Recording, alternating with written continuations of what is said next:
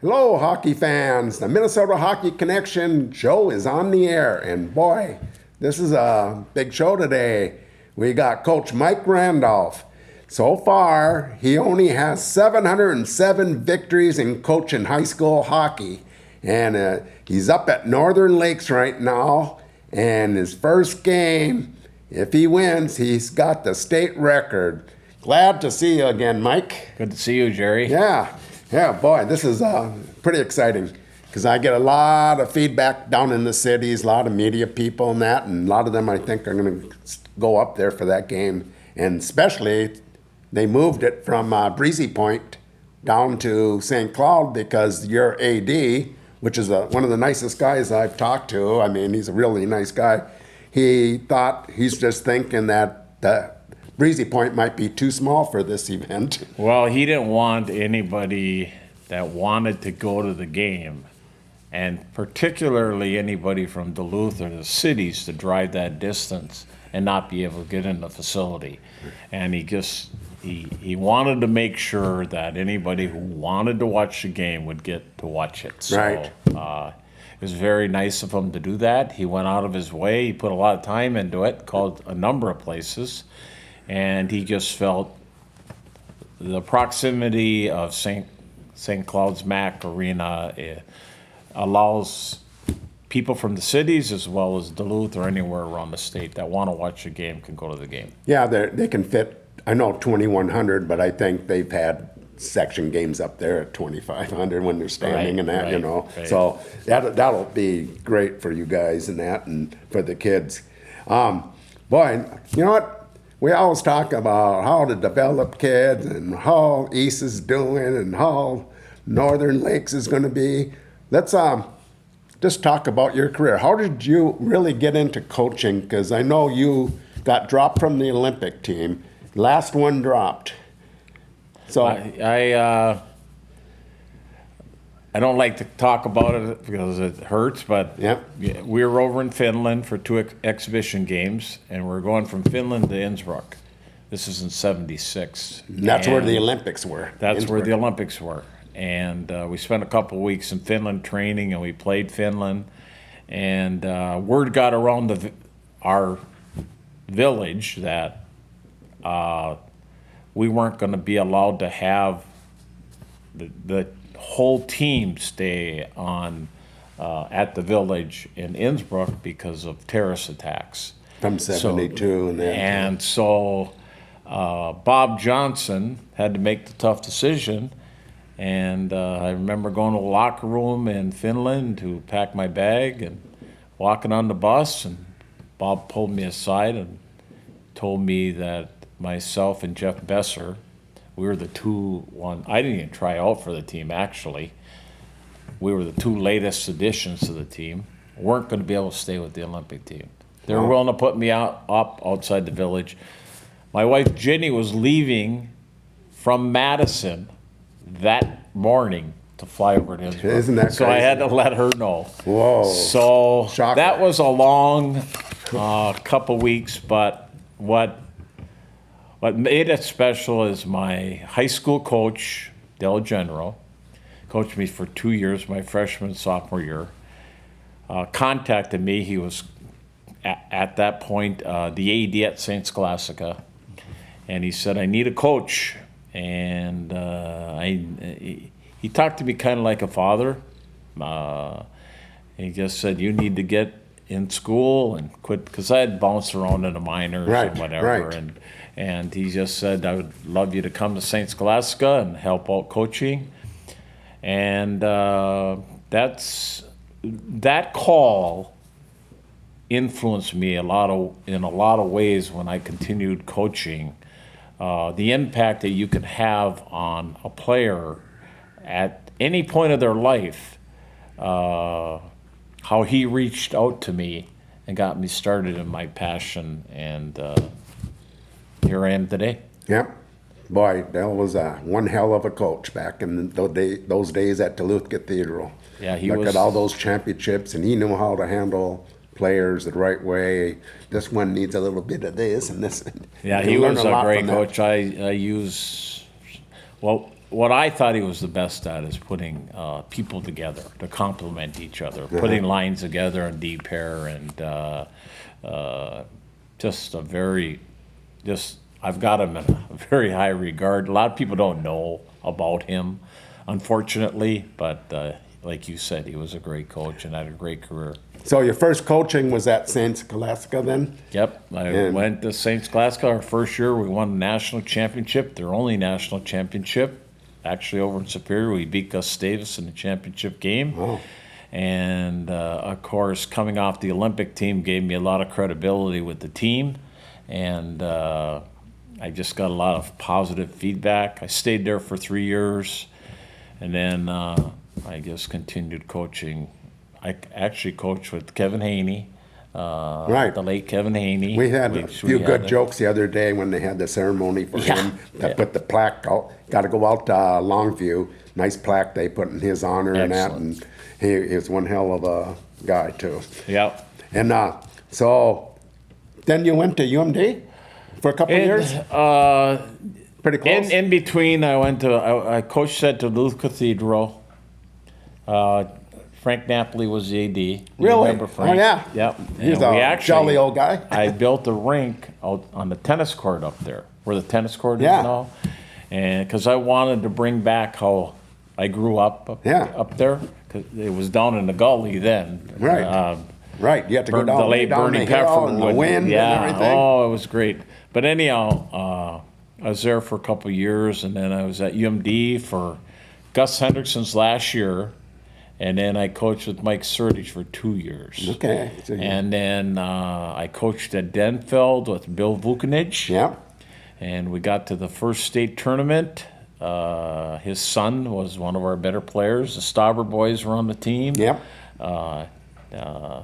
It was great for the community, and I think it really boosted that program because they went to a couple more after that. Ended up at Duluth East for 32 years. What year did you start? 88, 89? I think it was 88. Okay. And had a great career. I went through about 5 superintendents. I went through about 5 principals. I went through about 5 ADs. And then you get a couple parents that get you out of there. A couple parents that didn't want me there. Yeah, that's crazy. My welcome was worn out, and I moved on, and then I ended up coaching at St. Thomas Academy for 3 years, and now I'm at Northern Lakes, and people go, "What are you going to Northern Lakes for?" Because I love coaching. Yeah. And I'm very excited about getting the season started, and when I don't get excited at this time of year, it's time to quit. But I'm really excited to get going and looking forward to the opportunity. Yeah, some people, I don't know if their glass is half empty or what, but they think you're just going to Northern Lakes to get that one victory. But no, you don't. People don't know you. No. I mean, they don't know you. You're going to be on the rink coaching as long as you're healthy. Yep. You're not, because you can't go home. This record and this, I didn't even know anything about it, Jer. The media cover it. I don't cover it. What I've been blessed, as you know, I've been very blessed to have great players, great parents, great coaches, an understanding wife, and been able to coach in big games. There's nothing like coaching in a section final. Nothing like coaching in the state tournament, finals, semifinals, whatever. And my career as well as anybody, and I've been very blessed to be able to coach in those games, and that's what is really exciting. Now, some of the best hockey of all time in Duluth. I mean, the state tournaments, a section, filling up those arenas up there, and then going down to state and filling the whatever rink you're at, the old Civic Center, and then you're up at the XL. I mean, it's just amazing. I can go on and on, but let's start your very first. Was 91 your first state tournament? Yes. Okay. Yep. Yeah, you beat Darby Hendrickson's team. Richfield was probably the number one team or close. I mean, probably was the number one team coming into that tournament, and then you upset them right away. Then you got to the finals with Hill Murray, and then you lost at the end. But then from that point on, let me give you a little story about when you say some of these games. Like I gave you one story at least. Okay. So we're staying across the street from the Civic Center. Okay. In '91, and we're not playing till the last game that night. So Lou Nanny's doing a recap of the afternoon games, and then he talked about the night session. And all my guys are sitting in the room. I'll never forget this. And I'll preface it with saying I had about 8 or 9 guys that were over 6'2". I had a big team that year. And Louis started talking about our game with Richfield and Duluth East, the nightcap, and he goes, well, he says, I pick Richfield to win this thing, and they got Darby Hendrickson, they got Danny Hendrickson's brother, they went through his whole lineup, and then whoever was announcing then says, what about Duluth East? He says, I don't know anything about Duluth East, so I don't know what to expect. My guys, the doors opened, and they all came out in the hall, and I won't say exactly what they said, but did you hear what Lou Nanny said, blah, blah, blah, and we're going to go. Oh, I didn't have to say anything after that. There goes a lot. From that point on, they were all, I didn't have to come up with any kind of motivation, pregame or anything. Louis did it for us. Thank you, Louis. It's so funny, you became good friends with you after. That. Yeah, oh yeah. Yeah. So then right after that, you had great semis and finals with Cloquet being the team in 92, 93. And then you made it back to the state for the next 5 years. And you won 2 state tournaments with Spihar. And boy, it was just amazing, the hockey and some of these arenas, you can cut the tension with a knife. I mean, hibbing and being hibbing to get to state. And I mean, it was just crazy. Hibbing. Yes. Yeah. It was just crazy. It's some of the best hockey you ever want to see in that. So you win the 2 state tournaments, but then you keep on rolling. You find ways. You had teams that weren't so good, but one of my most memorable year was probably 2015 when your team, this is the first team that might go under 500. You made it to 500 in the regular season, just made it.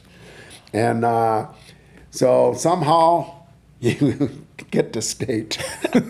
But the parents were mad. Then you changed the style after the first of the year. You went all defense. You brought the center back up on like a 3rd D high.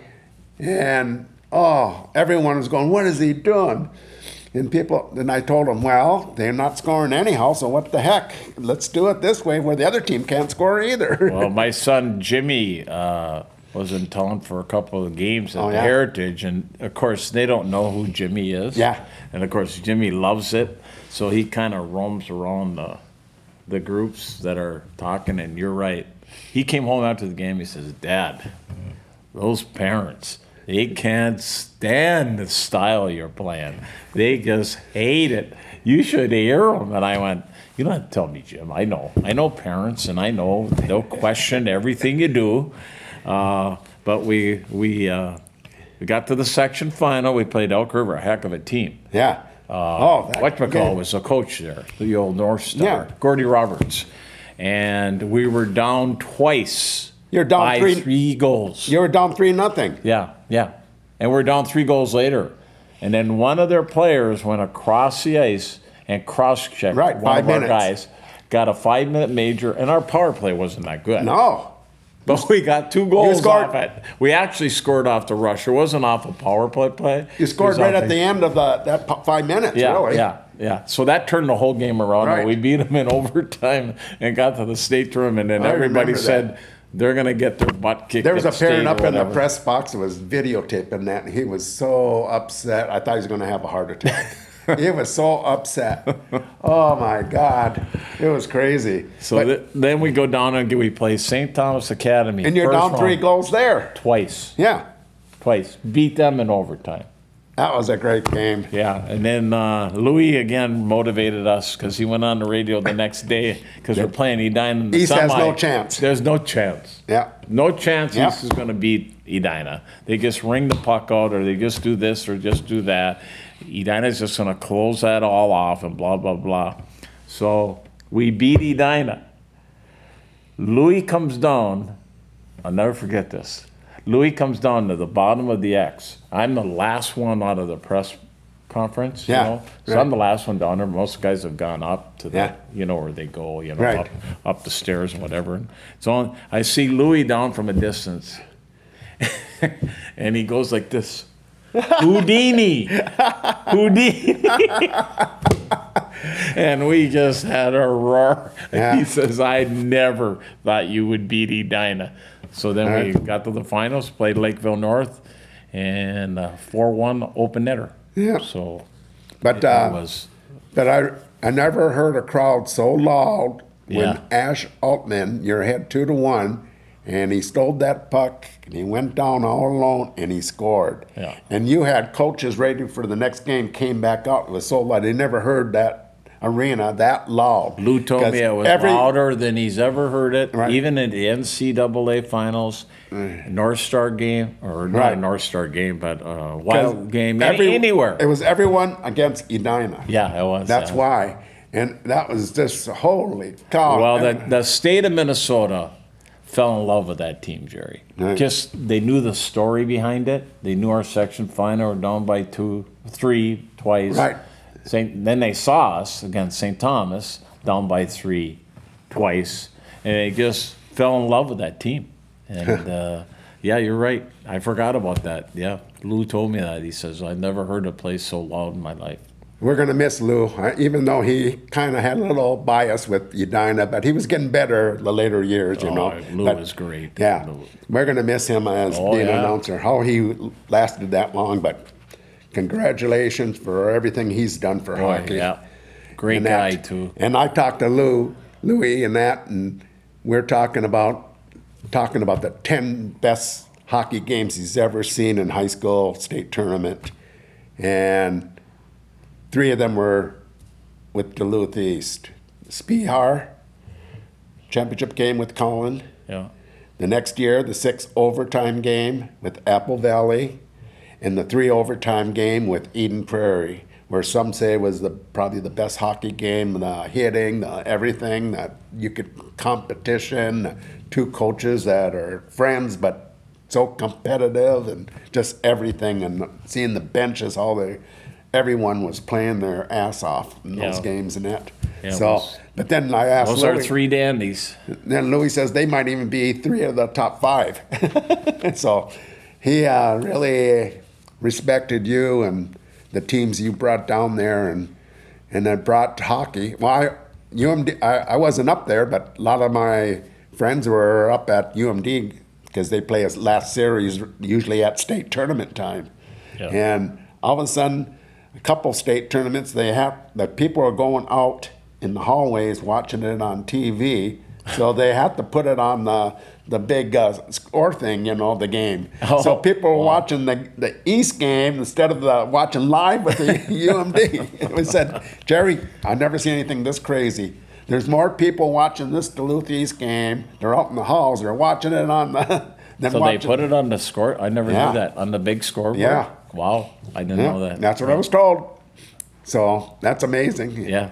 And the teams you brought down there. You know what? For other reasons, look at all the people that came up for section, all the scouts that get hotel rooms. You had so many scouts in those days when you had a lot of good players. It's just crazy. And people, man, you had one hell of a career, and if you ask any of the top coaches in high school hockey or even outside of high school hockey, they have the most respect for what you did for high school hockey during your 32 years at East. Thank you. So, yeah, I hear a lot of that. When you get Kurt Giles that has the most respect for you, and Kurt doesn't go out of his way to give compliments. No, Kurt is. Kurt is a hell of a coach he's himself. an unbelievable coach. We stay in contact regularly, and have nothing but the Lee Smith, yeah. one of the best coaches that came out of the Twin Cities at Eden Prairie, won 3 state tournaments, and so yeah, there's some top coaches there that they know what you were going through, because some of them. The only one that could handle it best, I think, was Kurt, because he had control down there. Well, that's what makes Kurt to go into that community. And hey, let's look back on Kurt's career. He struggled early on. Yeah. They all wanted to run him out of there. I heard it. Yeah. It went around the state, and then he turned it around. Yeah. And look at him now. So. Okay, you're at Northern Lakes, so what excites you so far? Just another year of coaching kids? Well, another year of coaching kids. I like. We worked this summer. We got hired. When I say we, I'm talking about Tom Klein. He came with me. Great coach, and he's the biggest reason I stayed in coaching and wanted to go to Northern Lakes and look at Northern Lakes. He actually came up during the interview because they didn't interview him, of course, but I wanted him to get a feel. We drove up together and we talked about the feel we had. We liked, like you said, the AD's a great guy, Yep. Bill Magnuson, heck of a football coach. Yeah, he plays tomorrow down at Molosky Stadium at UMD with 2 Harbors again. Exactly. And so we just had a really good feel for the program. Then we want to look at summer stuff. Everything's kind of booked at Breezy because they have camps going on all summer. Right. And Hallett didn't have any ice open, which is in Crosby. So we went over to Brainerd. And, of course, the parents are used to traveling there because, we've got players in Aiken, we've got players in Crosby. That's why we can't start practice till 4:45. So anyhow, during the summer, we got something going where we went 2 hours in Brainerd every Tuesday, except the down period in July.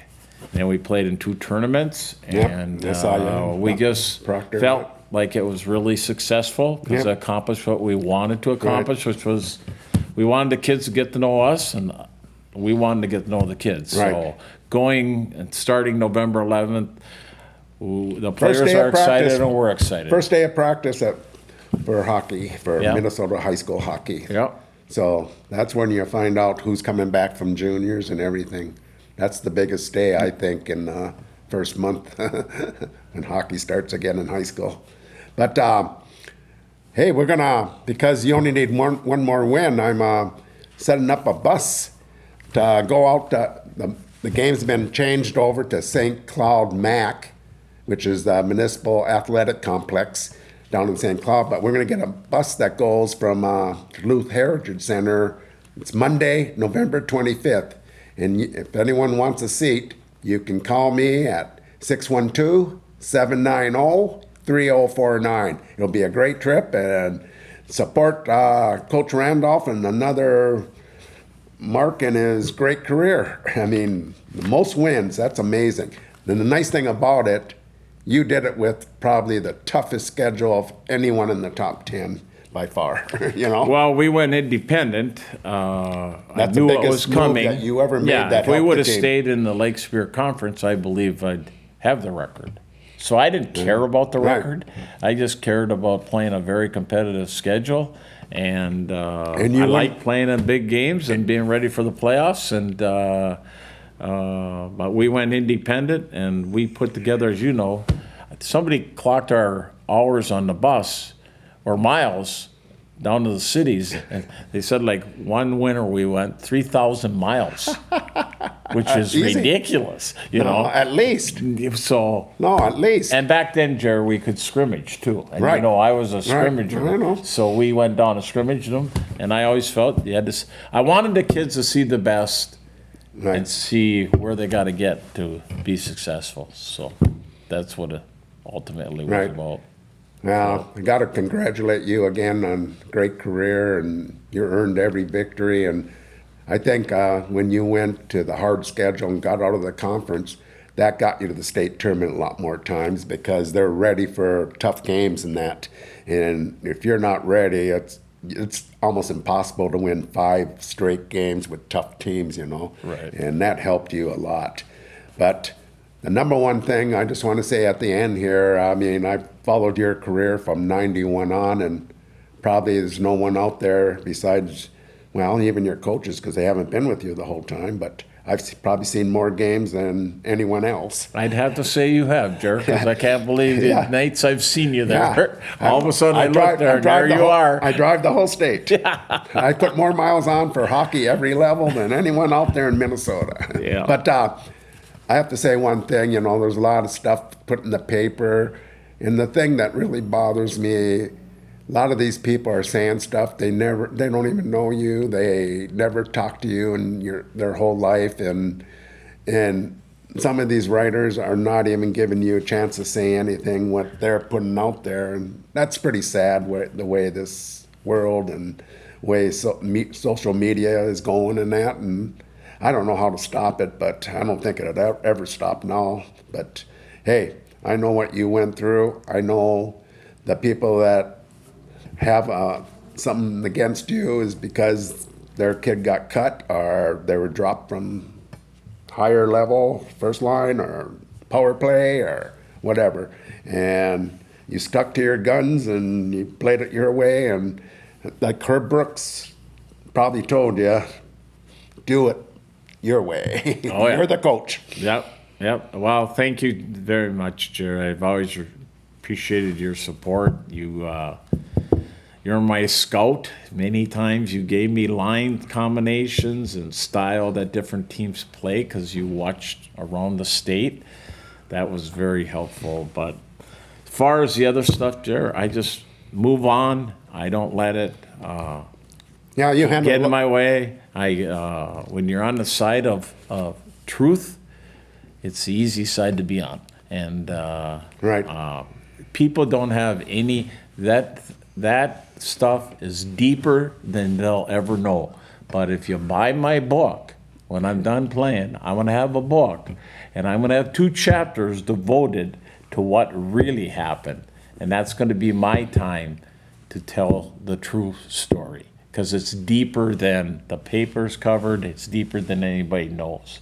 You even know. So someday it will come out. So right. Well, good luck this season. I mean, Northern Lakes. And I know you'll. I see your schedule here. You're gonna. Hey, December 19th, Denfield. That should be a big game. Good. Good game for you guys. Can't wait to see Dale. Yeah. Right. Yeah. So December 19th, is that a Tuesday? Thursday, I think. Thursday? Okay. Thursday. Yeah, it's a Thursday. Yep. So Thursday down at the Heritage Center, so I'll be keeping notes on that and sending stuff out on Facebook. But good luck this season, and hey, we're going to get a bus together and go down and see you get the state record for coaching wins. So That'd be awesome. Thank you, Mike. Thank you very much. Yep. I appreciate it. Yep.